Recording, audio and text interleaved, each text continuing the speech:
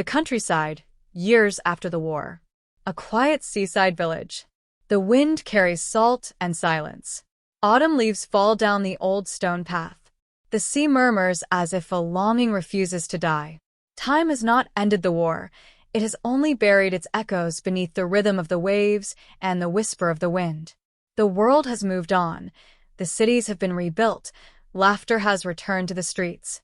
But for Emily Carter, every sunset still feels like waiting at the same train station, the day she last saw it. Camera pans to a cottage by the sea. Dry walls, ivy creeping over the bricks.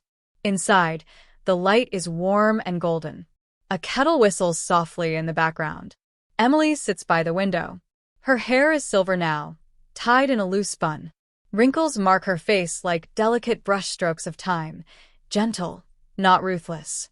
On the window, a small shell, a faded photograph of John in uniform, and a letter, crumpled and yellowed with the years. She reaches for it, carefully, respectfully, as if afraid it might fall if she touches it too hard. Emily, reading slowly, almost a whisper, "As long as I can write, you will never lose me." Her voice trembles. The candle flickers beside her. It was the last thing she ever wrote.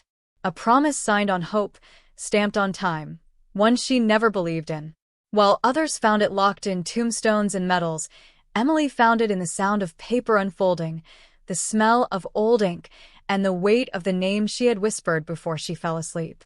The same train station, years ago. The hiss of steam, the whistles shrieking through the morning mist. John's hand was held tightly. One last smile, one last wave. The train is fading into white mist. Every morning after he left, she wrote him a letter, sometimes about the weather, sometimes about her heart. She wrote until her handwriting began to tremble. And when she ran out of words, she wrote his name instead, over and over, until the ink flowed like tears on the paper. Outside, the seagulls are crying in the orange sky. The waves crash gently on the rocks below. She watches them, the letter lying in her lap. Emily, silently, to herself, "It's been 20 years, John. 20 years of that promise. The world has forgotten the war, but I still remember the silence it left." She puts her hand on her heart. "You said, write while you can. Maybe that's why I'm still writing." She looks out to the horizon, eyes shining. "Because somehow I still feel you there, writing too." A glass bottle washes up on an empty beach, its cork still open. The wave gently pushes it towards the sand. Inside, a piece of paper flickers in the dim light. For 20 years, she kept her promise, to write back to a man whose silence became her prayer. And though she never knew it, the sea was listening to everything. The camera slowly pushes on the bottle. The faint sound of a heartbeat echoes, distant, ghostly, as if coming from beneath the waves. Some stories don't end when they start to end. They linger, in the letters, in the waves, in the hearts that never wait. Blur to black. The sound of the sea continues, mingling with the faint echo of the train whistle. Late afternoon. Emily's seaside cottage stands silent as the wind stirs the shutters. A storm is brewing on the horizon. Gray clouds are gathering over a restless sea. Inside, the room glows dimly with candlelight. The fire drops low, half-burnt logs into glowing embers. Emily sits in her chair, reading aloud from one of her old letters. Her voice is weary, yet soft. "Emily, reading slowly, and when the lilies bloom again, I will come home. Wait for me, not with tears, but with faith. John." She folds the paper gently. "Maybe that's why I believed you longer than anyone said I should." A sudden gust of wind hits the door. The flame flickers. She clutches the locket to her chest, startling slightly. "Emily, calling, who's there?" Silence. Then a knock. Slow, heavy, 3 times. In all her years by the sea, few people had come this far. The path to her cottage was rough, forgotten, just like the past she guarded. But on this stormy evening, the past found her for the first time. Emily rises slowly, the floorboards crunching under her feet. She hesitates at the door, her hand trembling as she reaches for the handle. Emily, quietly coming, she opens it. The wind blows in, carrying rain and salt. A young man stands before her, his coat soaked, his eyes bright but tired, as if someone has carried a story too heavy for a lifetime. "Man, Mrs. Carter? Emily Carter?" His voice is respectful, almost cautious, as if afraid to disturb the ghosts behind his eyes. Emily, studying him. "Yes, who are you?" The man removes his hat, rain dripping from the edges. He looks down for a moment, then meets her gaze. "Man, my name is Michael Bennett. I work at the War Memorial Archives in London. I think I have something that belongs to you." He carefully removes a worn bag from his shoulder. The leather is torn, the strap almost worn. From inside, he pulls out a bundle, an old military folder, bound in frayed wire and stamped in faded ink. Class Correspondence, Section 19A. It was small, unremarkable, as if another time had buried it in its paperwork. But to him, it was something else entirely. His breath hitched before he saw her name. There it was, faint but still visible, written in John's handwriting. Emily approaches, eyes wide. Her hand hovers over the folder, afraid to touch it. Emily breathing heavily. Where did you get this?" Michael slowly filed under Exported Correspondence. Section 19A, Personal Effects collected from the Western Front, never delivered. We're arranging them for a new exhibition. Letters that never arrived. He peers at the folder. It was sealed, untouched. "I saw your name and thought you must have it." He hesitates, then folds it silently. Some letters find their way home, some time later than they were intended. Emily's eyes light up. She takes the folder, her fingers brushing the old paper. For a moment, she can't speak. Emily, whispering all these years, "I thought silence was the answer." Michael. Maybe it wasn't silence. Maybe it was waiting. A pause. Rain patters against the window. Fire drips softly in the background. Emily clutches the folder to her chest. "Emily, I dreamed he would write again, that one day the postman would knock and say, 'He hasn't forgotten you.' But that knock never came." She looks at Michael. "Until today." Michael, soft smile. "I think he's trying to reach you, Mrs. Carter. He just needed someone to deliver it to." He steps back toward the door, giving her space. "I'll let you read it in peace." Emily nods lightly. She watches as he leaves, his form fading in the rain. The door closes slowly. The wind falls silent. She turns to the fire, her hands trembling as she unties the string around the folder. After 20 years of silence, the war has sent its last message. Not from the battlefield, but from the past, still waiting to be heard. The camera pans to her hands as Emily opens the folder, revealing an envelope, yellow, burnt at the edges. Written on it in faded ink. "To my dear Emily." Her breath hitches. She presses the envelope to her heart. The candle flame falls silent. "Emily," tears in her voice. "John, you kept your promise." Fading to black. The sound of the ocean merges with the heartbeat, slow, rhythmic, alive. The night passes silently over the sea. The storm is past, leaving behind only the whisper of the wind and the rhythmic sound of the waves against the shore. Inside the cottage, the world is still, lit only by the soft flame of a candle.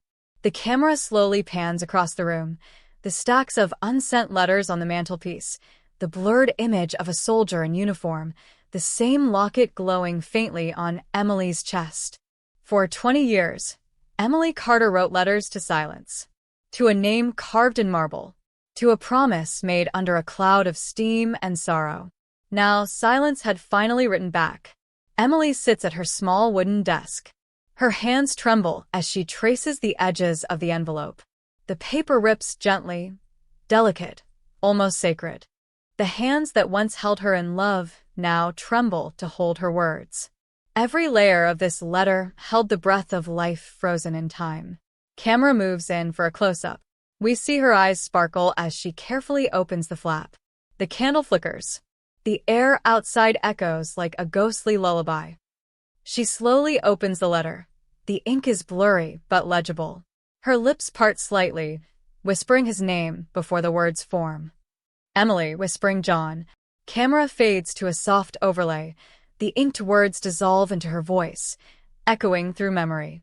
The screen glows faintly gold as her narration begins. John's voice, my dear Emily, if you are reading this, it means that fate was decided before I did. Do not mourn me forever. War may take my body, but not my promise. Flashback, John in a ruined church, sitting under shattered stained glass, writing a letter by candlelight as explosions go off in the distance. You gave me the courage to walk on fire.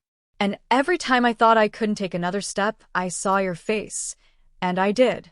His hand is holding her picture. Smoke billows in the candlelight. When I first left, I promised to come home. But now I know. Home isn't a place you arrive at by train. It's the memory you leave in someone's heart. Sound of a faint heartbeat. The picture flickers between his writing, and Emily is reading the same line decades later. Live, truly live. Love again, if life offers it. Smile for me in the morning, and keep my name in your heart as just a song. No chains on your soul. The camera shows Emily closing her eyes, tears forming a mouthful of words. And if the wind ever carries this letter to you, know that I kept my word. Yours forever, John. As the last line ends, so does its voice.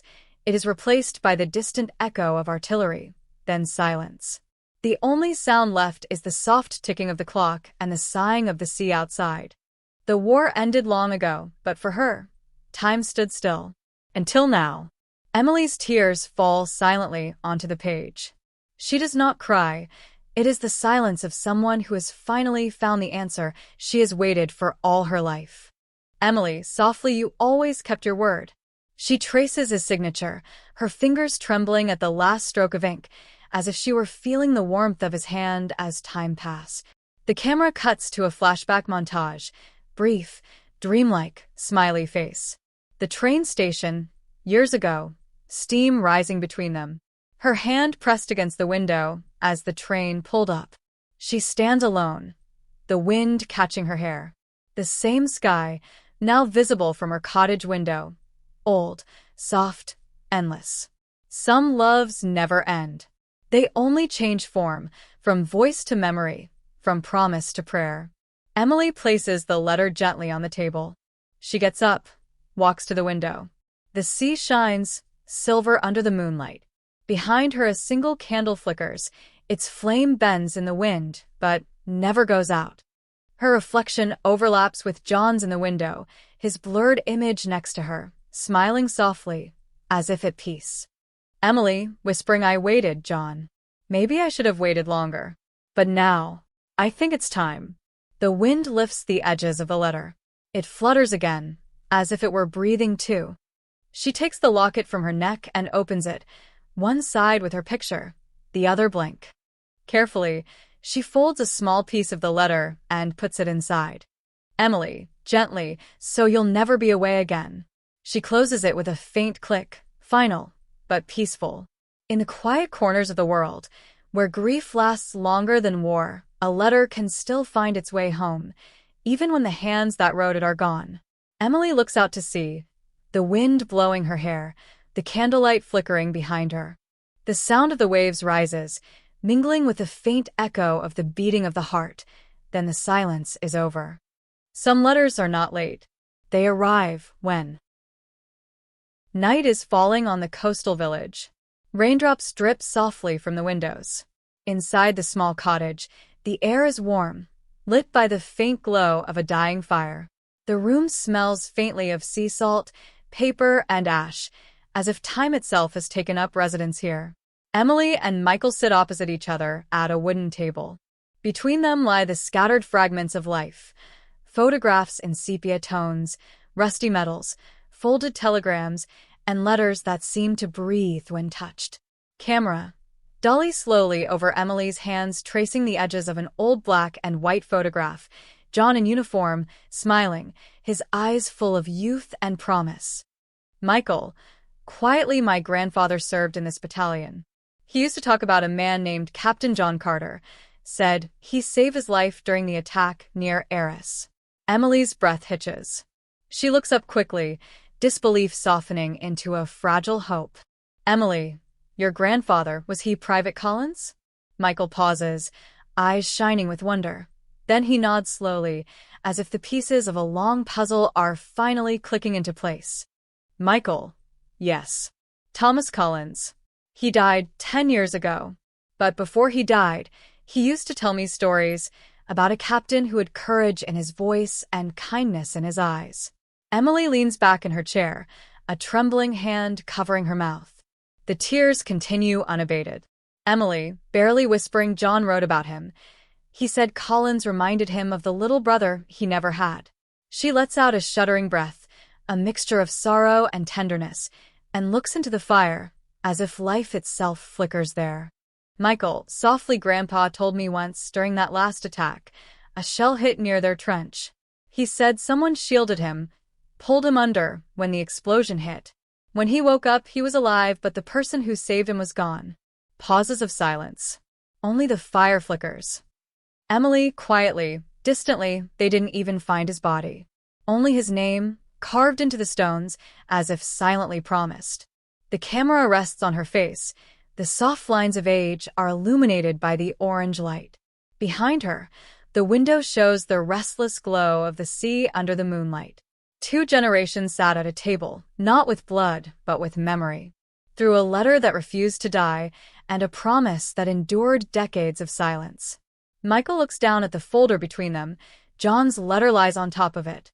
He holds it close to him, but doesn't touch it. His respect is clear. Michael, when I found this letter in the archives, I almost didn't open it. Something about it felt sacred. I just knew it wasn't mine to read. It was someone who was still waiting. Emily smiles softly, eyes moist. Emily, you did the right thing. I've waited half my life for words I didn't know still existed. She looks at him, her expression soft but full of gratitude. You've given me something no one else can give. The truth. Not the kind of promise carved on monuments, but the kind that breathes. The fire flickers, sending a small spark upward. The camera follows the ember as it rises, fading into a dim, flickering light, moving into a fantasy vision of the past. Flashback. John kneels beside a wounded Private Collins, screaming through the chaos. A blinding flash, a cloud of dust, and John's hand pushing Collins to safety. The scene slows down, pieces of paper flying in the air, John's voice echoing softly. Tell her, I kept my promise. The screen fades back to the single candle flickering between Emily and Michael. Michael, breaking the silence, she never stopped talking about your husband, you know. He said that Captain Carter wrote letters to his wife every night. Even when there was no ink, he would press the pen to the paper to make it feel like he was still writing to her. Emily smiles through tears, shaking her head slowly. Emily, whispering, it sounds like him, always trying to turn pain into something gentle. She picks up a small picture of John in uniform, fingers brushing his face. Emily, softly, he once told me that love is like a letter. It can travel farther than footsteps, even after death. I just thought it was poetry. Now, maybe he was right. Michael looks at him silently, visibly moved. Michael, you know, sometimes I think people like him never really die. They just wait for the right moment, for someone to remember them out loud. Long silence. The two sit there, the firelight dances between them. The camera slowly captures the timeless stillness of the moment. The soft ticking of the clock, the silence of the ocean, and the gentle rustling of the letter's pages, as if whispering to themselves. In this small hut, the distance between past and present has finally closed. A soldier's sacrifice was in vain. Early morning mist at the site of the war memorial. Dew glistens on the rows of white crosses. The world feels silent, a cathedral of silence made of memory itself. The camera pans slowly over the engraved names, half obscured by weather and rain. Birds chirp softly overhead, as if guarding the souls sleeping below. The war is over, but its echoes have never returned. Beneath these stones lie not just soldiers, but stories that the wind still carries. Cut to Emily, her shawl wrapped tightly, her silver hair quivering in the breeze. She walks slowly with Michael, his cane tapping gently on the gravel path. Each step seems to draw her further into the past. Emily, quietly, he used to say this place was beautiful in the spring, when the poppies were in bloom. Pausing funny, isn't it? Even in war, he found beauty. Michael looks at her, feels the weight behind her words. Michael, that's what my grandfather said. He told me. Captain Carter never stopped believing that they would all go home one day. Emily stops near a large marble wall. The camera focuses on a single name, Captain John Carter, missing, presumed dropped. Her fingers trace the engraved letters slowly, gently, as if over time, touching her face.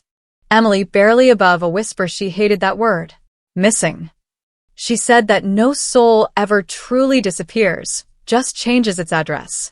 The wind rises slightly, brushing her hair. A petal from a nearby tree lands on her hand. She looks up at the yellow sky, the same horizon toward which he once walked. Emily kneels and picks up a small white daisy at the base of the slab. Her hand hangs there, trembling but soft. Emily, softly, I come every year, even when they said it was useless, because I always felt that she was still. Don't say anything. Michael, hesitantly, Mrs. Carter, would you like to see where the letter came from? Emily looks at him. Her eyes are shining, full of both fear and desire. Emily, do you know where it was? Michael, yes. It was in the ruins of the old church, near Arras. I found the envelope crumpled behind a collapsed altar when we were making an inventory of the recovered goods. It had survived somehow. Emily takes a slow breath, steadying herself. Emily, then take me there. Please. The two of them are walking across an open field. The morning sun breaks through the clouds, scattering gold among the wildflowers that have reclaimed the land. Once a graveyard of dreams, now reborn in color. The same earth that drank their blood now blooms. And among the petals the ghosts still whisper their unfinished words. The camera follows them as they pass rusty helmets half buried in the dirt, broken rifle fragments and forgotten dog tags, glinting faintly in the light. Michael, pointing ahead there, that's what's left of the church. My grandfather said it was their last stronghold before the final retreat. They approach the ruins. Vines have grown over the crumbling stones. Inside, shards of stained glass still cling to the frames, casting a hazy color on the ground. Michael kneels by a half-buried piece of metal. He brushes away the dirt, revealing a rusted crossbeam. Something small gleams beside it, a tarnished bullet casing worn down by decades of rain. Michael, here. This is where he said he last saw Captain Carter. He led me away from the blast, then went back for another man. He never came out again. Emily stands frozen, her eyes fluttering. The sound of the wind grows louder, almost like the ghostly echo of bullets, faint but real in her mind. Emily, whispering, he always goes back. He could never leave anyone behind. That was John. She moved forward, placing her hand on the stone wall, feeling the rough surface, the same stone that might have seen his last breaths. Emily, slowly, breaking for years, I prayed he would walk through that door again. Every knock, every letter, I thought maybe it was him. And yet he was here together. Michael lowered his head, moved by his quiet strength. Michael, maybe he never really left, Mrs. Carter. Maybe he just waited until you were ready to hear from him again. Emily looked at him, a sad smile trembling on her lips. Emily, 20 years, Mr. Bennett. And yet, when I close my eyes, I can hear his shoes on the porch. The sound of his laughter calling my name. Even now, it feels like he's just late, not gone. Camera widens. Emily stands among the ruins, her small figure framed by the vast open sky. A gust of wind picks up a few fallen petals and carries them into the air. Narrator, softly, grief does not fade with time, but changes. From pain to memory. From absence to presence. And sometimes, from goodbye to grace. Violin softly blossoms. Emily plays A. Emily's seaside cottage, evening. The sky outside burns with the last orange embers of sunset, casting golden streaks through the lace curtains. The waves gently crash against distant rocks. The sound is steady, like the heartbeat of the earth itself. The camera pans across the silent cottage, shelves of the past lined with old books, a teapot still steaming softly, and hazy images framed in a light dusting. The air feels heavy with memory rather than silence. Emily enters, her shawl around her shoulders. Michael follows behind, carrying his bag close to her chest. Both are silent, as if afraid to break the delicate peace that has settled over the evening. Emily, softly, you can put it there next to her. She points to a small wooden table by the window. On it stands a framed photograph, John, in uniform, smiling slightly, his eyes bright with youth and courage. Beside it lies a silver locket, its palm bent very tightly over the years. Michael gently places the old envelope and letter next to the frame. The candlelight flickers across it, illuminating John's handwriting, uneven but strong. The room falls silent. Only the ticking of the old clock and the rhythmic breathing of the sea can be heard. Emily, after a long pause for 20 years, I thought silence meant goodbye. I felt the world closing its doors at his voice. She looks down at the letter, her fingers lightly grazing the edge of the paper. Emily, continuing, voice trembling, but now I see. It wasn't silence at all. It was love just finding its way back to me. She smiles softly through her tears, the kind of smile born not of joy, but of understanding. Michael, gently, you helped me understand something too, Mrs. Carter. Emily looks up in surprise. Michael, those stories don't end when people do.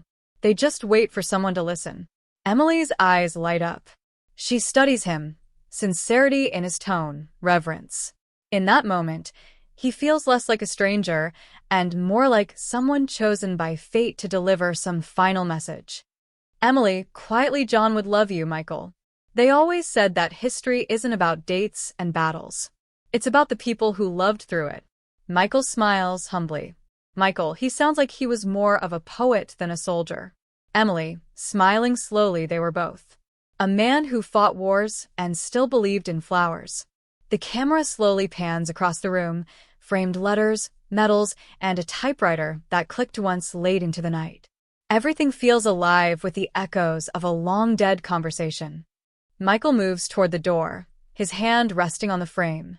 Michael, slowly, would you like me to take this letter to the archives for safekeeping? Emily shakes her head gently but firmly. Emily, no.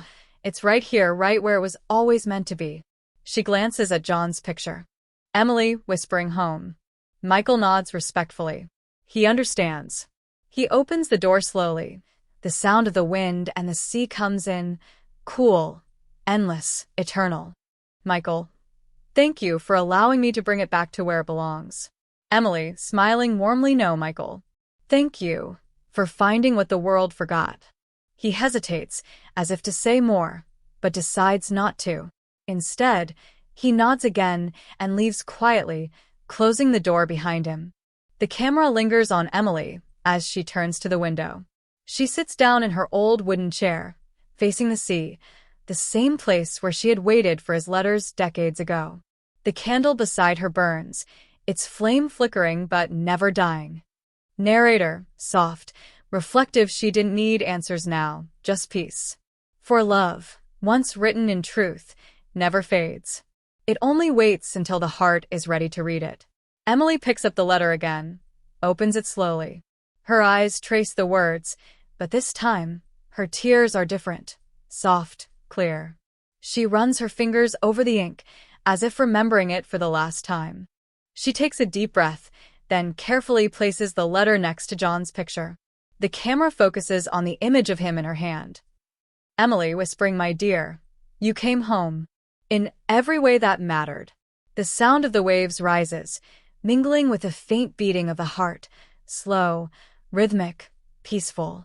The candle flame flickers once more before falling silent, shimmering against the dim light.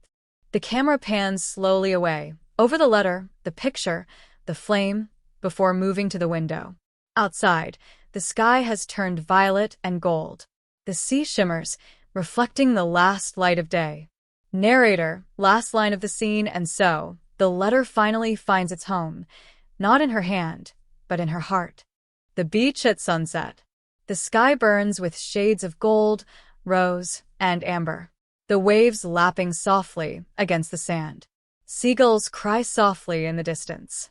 Every sound feels suspended, as if time itself has slowed down to watch one final moment unfold. The camera opens with a wide shot. The ocean stretches endlessly, the horizon painted in molten light. Emily walks slowly along the shore, her coat billowing in the wind, her silver hair shimmering softly in the fading sun.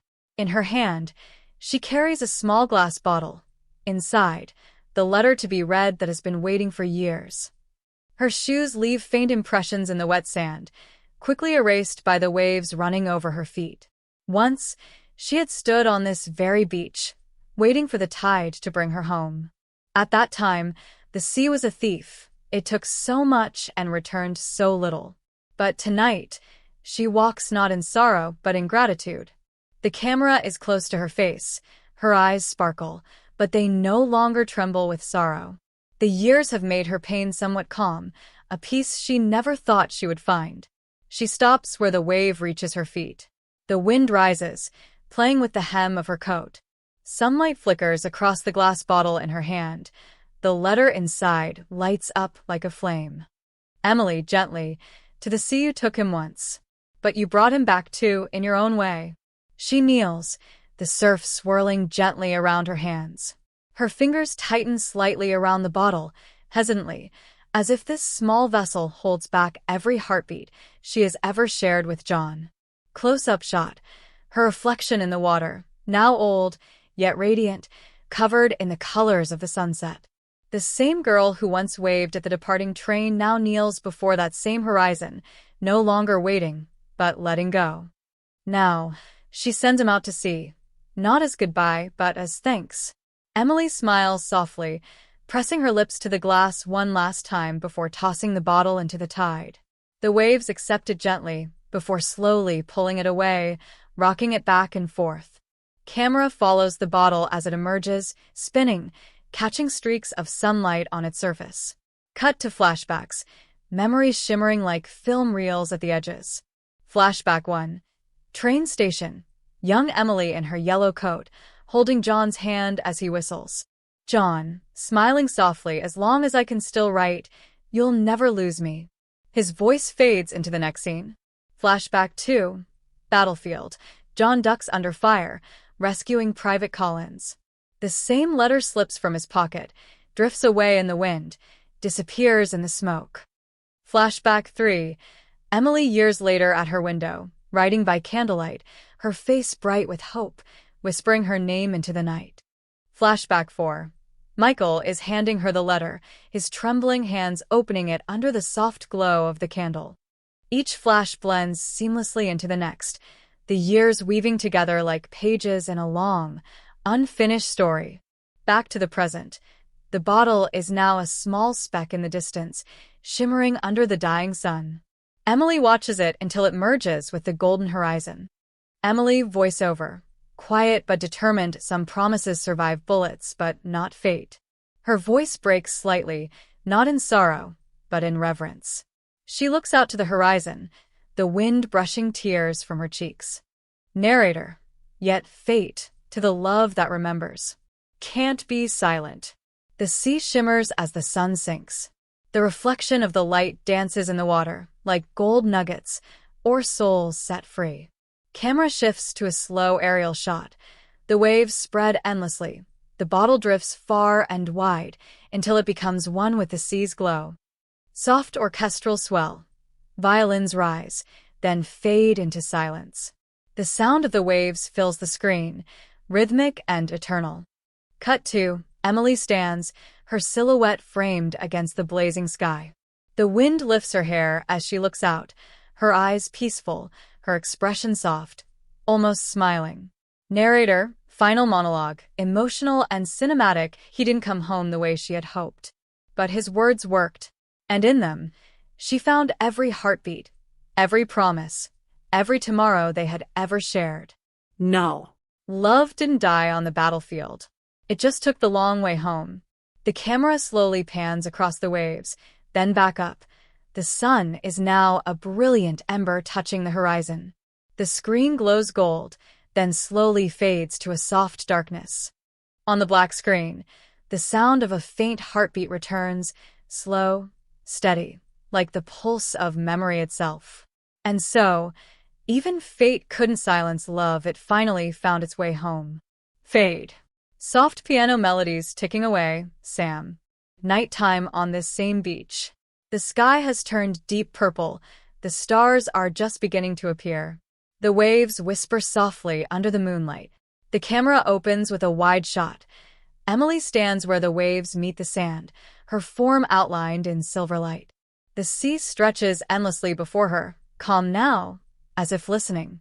The sea has carried away her words, just as it once carried hers. Stay tuned for part 4 to learn more. Like, comment, and subscribe.